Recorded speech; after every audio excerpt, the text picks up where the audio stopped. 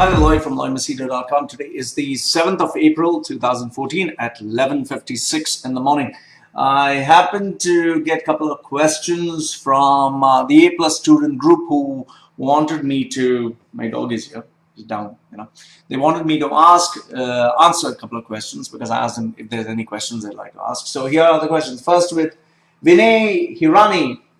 Have you overcome any of your old fears? If yes, then how? So Vinay, have I overcome any of my old fears? The fears that I still have, some of the fears that I still have is, wait, let me put my dog down. My dog, he keeps bothering me. Okay. Some of the old fears that I still have is fear of the dark, in the sense that if I watch a horror movie in the dark, I still get scared. Especially when you're watching something like Paranormal Activity and the room is totally dark and you're watching in the middle of the night and it's full volume. So obviously when you see those movies, you can, you kind of get scared. I also have a fear of snakes. That's why I have a pet snake with me now. And it's kind of okay, but that snake is small. So if I see a king cobra or something, I would be scared. And this is another fear that I have that I can't get over. That is the fear of heights. If I've gone to construction sites where they take you right to the top of the 30th floor and you're just looking down and there's nothing to hold. So I kind of feel, it's like I get goosebumps. So have there been fears that I've overcome? Yes, there have been fears which I've overcome which were not valid. Like I used to have the fear of rejection. Being a small kid, I don't have that anymore. I used to have the fear of not being popular. Today I'm very unpopular and I'm happy about it. I had the fear of not being good enough. I had the fear of not being loved. So these are the fears I've overcome and today it doesn't bother me. So what was your question? If yes, then how? It's very simple. You need to face your fears. Let's say, for example, the fear of being rejected by people. I just decided at one point in my life that, okay, fine, let's have a competition. Let's see how many people reject me. And I made sure that people rejected me. Very soon I became very numb to it. I didn't care much about it. The fear of not being loved. I just realized at some point that if someone loved you, they'd accept you for who you are. And it was a matter of having confidence and belief in yourself. So fear of not being loved. And the fear of not being good enough, I just realized that the more I practiced, the better I got. And that is how I focused on getting over the fear of, not being good enough. So what I suggest for you is if you want to overcome a fear, just face that fear head on until you lose the fear of the object itself. Okay. So that was Vinay Hirani. Next one is Rayner Almeida. Why do you have tattoos all over yourself? The reason I have tattoos all over myself is it started off as just a hobby, just something that I wanted to do. It was kind of on my bucket list. I said to myself, if in case I was going to die, how would I, what would I want to do? So getting a tattoo was one thing. However, after I got one tattoo, I realized there are guys with more tattoos and I didn't want to be second best. So I got a few more tattoos done. I got the sleeve done. But then I saw guys who had on their body and I said, I want to have on my body also. Very soon when I saw my whole back being done, I said, why not front? And then obviously it looked funny if I'm above my body, not on my legs. So I did my legs. So eventually it became a matter of getting myself branded as someone who was different and someone who stood out, because I realized anyone can have any style, anyone can show off buying expensive cars, but to do something like this really made you stand out. So that's why I did it, in order to stand out. What do they signify? Just curious. Yes, they do signify the pain I went through in life, because I have a lot of skeletons in the closet, the ghosts of the past that used to bother me and bug me. So whenever I used to feel pain, a lot of pain, I would ask the tattoo artist, push in the needle even more, let me get more pain. You don't believe some of the tattoos that I got, a lot of blood came out. My skin actually ruptured here and actually just tore off.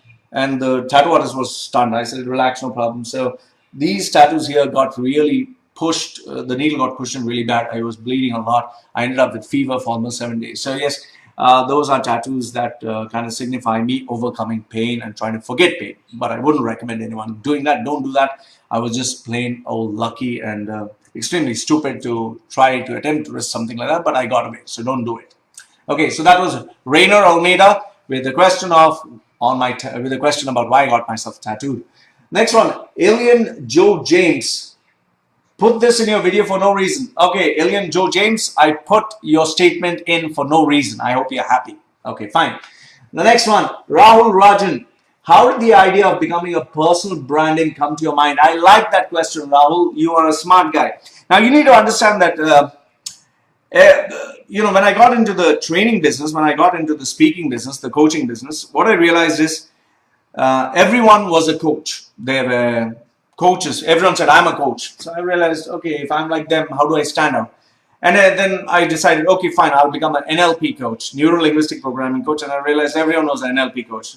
Then there was life coaches, and I found many life coaches. Then I found many, coactive coaches. So everyone was some coach or another, and they belonged to some discipline. And I was like, I don't want to belong to all these disciplines. I want to be myself. So I didn't know what kind of a coach to become. So then I started focusing on branding myself, how to become a better brand to stand out.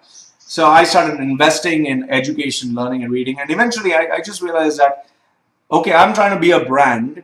And there are many people who want to be a brand themselves. So why don't I tell them how did I stand out and the principles they can use to stand out themselves. So that is why I became a personal branding coach. But then personal branding coach didn't sound nice. So branding coach, there are a few, branding experts out there. So as I didn't want to be a branding expert, then people would wonder, am I a corporate branding expert or a personal branding expert? So I decided I need to really, zero it down to something really specific. So it became personal branding strategist. Before this, it was the tattoo trainer. But the problem with the tattoo trainer, even though it was a smart name, what I meant to say is, I'm the trainer who's tattooed. What I realized, people mistook this title as being a tattoo artist. I was a tattoo artist who trained tattoo artists. So I decided to put something intelligent that I felt was very apt, personal branding strategist, whereby I help people brand themselves from their CVs to their profiles to communication skills to eventually their brand. So personal branding strategist. Rahul Rajan,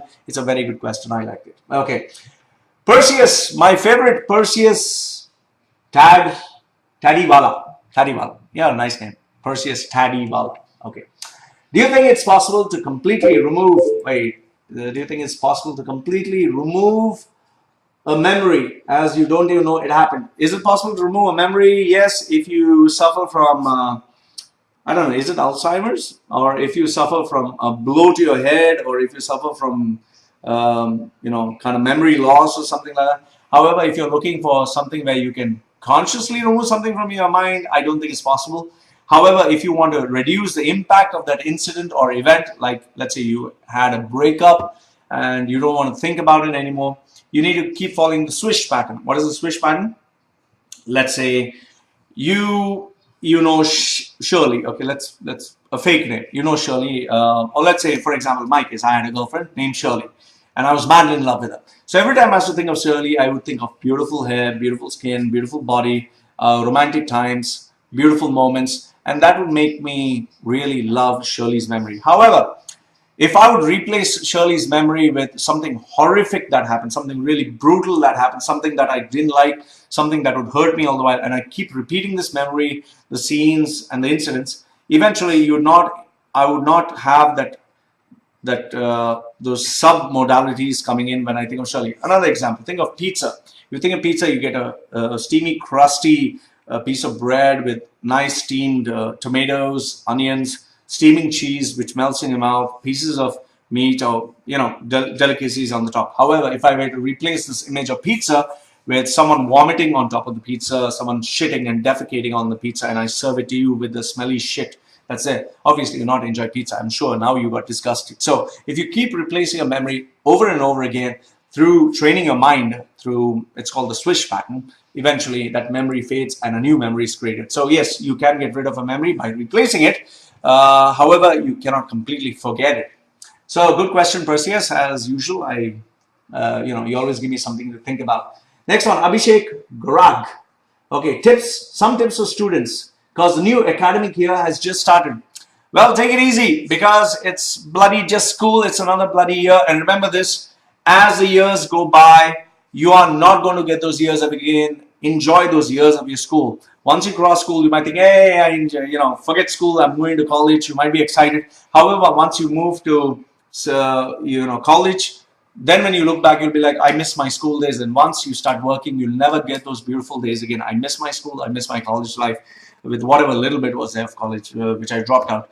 I would just say, enjoy these years of your life. You'll never get them back. Okay. My tip for you is enjoy every moment, but take your responsibilities seriously. Your only job is to study, so you don't have any bloody excuse. So focus, enjoy your life, and enjoy those moments. Enjoy those moments. Seriously.